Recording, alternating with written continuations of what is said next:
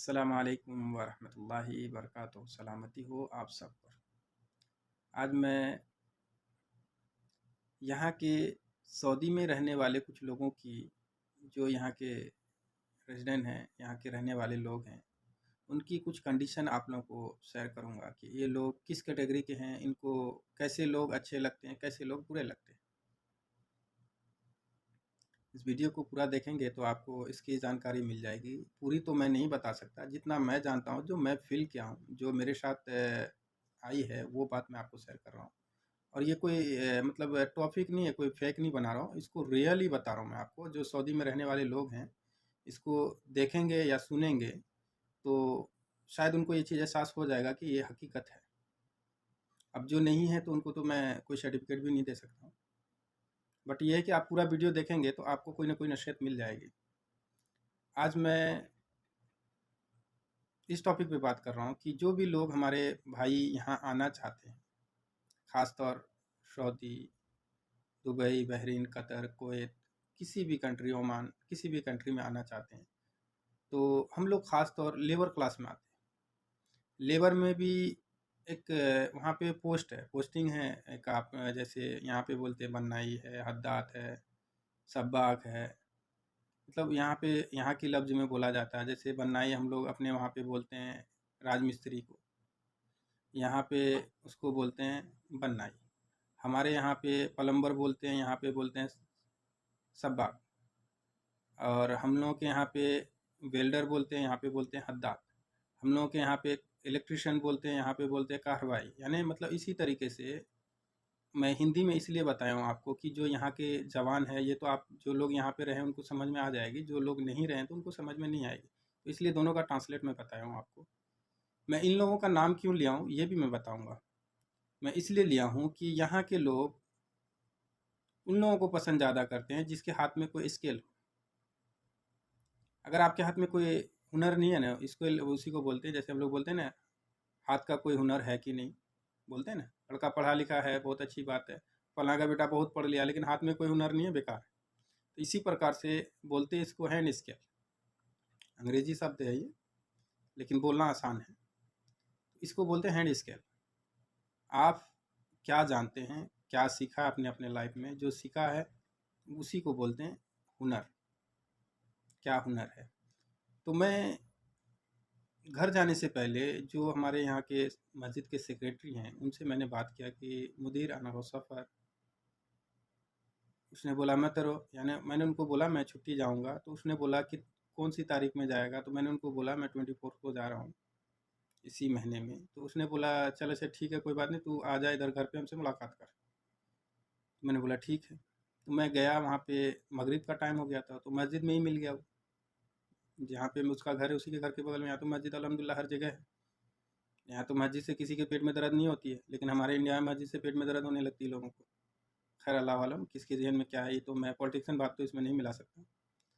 तो मगरिब का टाइम हो गया, वहाँ पे गया, पहला सफ में वो था, दूसरे सफ में मैं था। नमाज़ पढ़ा, नमाज़ पढ़ने के बाद बातचीत हुई, गया मैं उनसे सलाम दुआ किया। सलाम दुआ करने के बाद बोला बैठा वहीं पे, मस्जिद में ही बातचीत शुरू हो गई। उसने पूछा मस्जिद का क्या है, कैसे है, मतलब एक ज़िम्मेवार होते हैं ना, उनको तो ज़िम्मेवारी होती है ना कि अब वो जा रहा है छुट्टी, तो दूसरा आदमी उसकी जगह पे होना चाहिए। तो यही सब बातचीत वो मुझसे करने लगा कि तू जाएगा, कब आएगा, और तेरे जगह पे कौन आ रहा है, फिर उसका निगरानी कौन करेगा, मेंटेनेंस में कौन रहेगा। तो यही सब बातचीत होने लगी। तो उन्हीं के कोई रिश्तेदार थे या उनके कोई दोस्त होंगे, पता नहीं, मुझे तो नहीं मालूम, क्योंकि यहाँ पे तो पता ही नहीं चलता कौन किसका क्या है।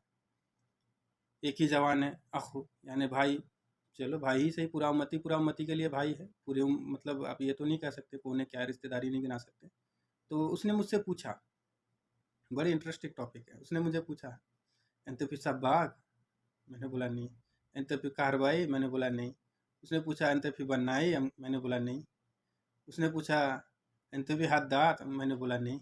तो फिर उसने बोला स्नो, मतलब उसने पूछा तुम काम क्या करते हो।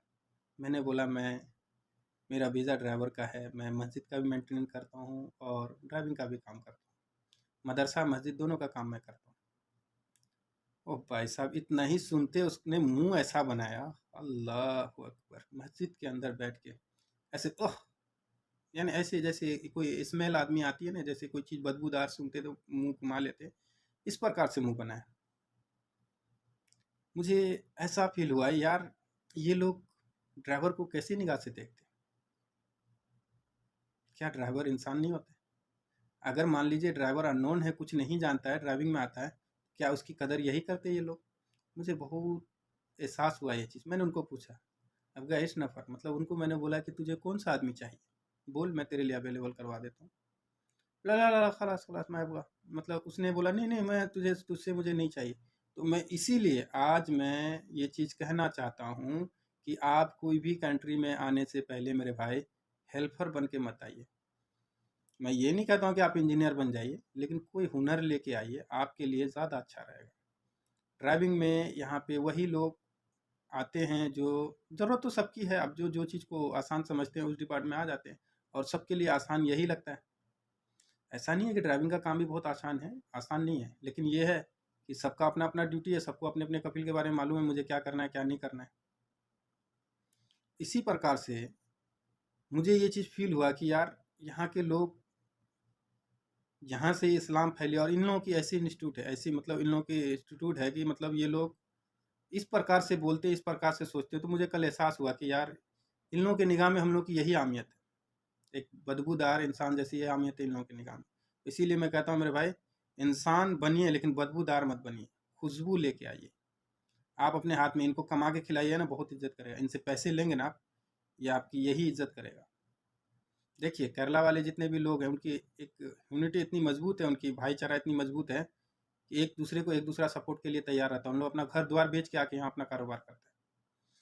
बंगाली को देख लीजिए, वही कहानी, पाकिस्तानी को देख लीजिए, वही कहानी, श्रीलंका वालों को देख लीजिए, वही कहानी। मतलब अपना बिज़नेस करते हैं, ये नौकरी नहीं करते और उन लोगों की ये लोग इज़्ज़त बहुत करते हैं।